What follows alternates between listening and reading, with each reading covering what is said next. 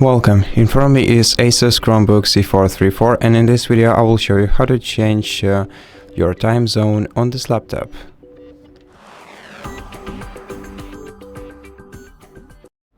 To change the time zone on your laptop, you have to open the launcher, then go to settings, then in settings select system preferences, and then go to time zone.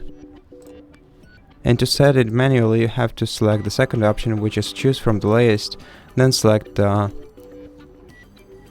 time zone that you need, and this way you can change your time zone manually.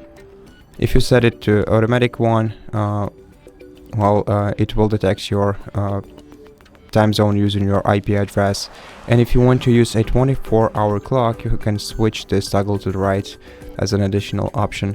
And that's basically it. Thank you for watching this video. If you liked it, consider subscribing to our channel, leave us a like in the comment below, and I'll see you in the next one.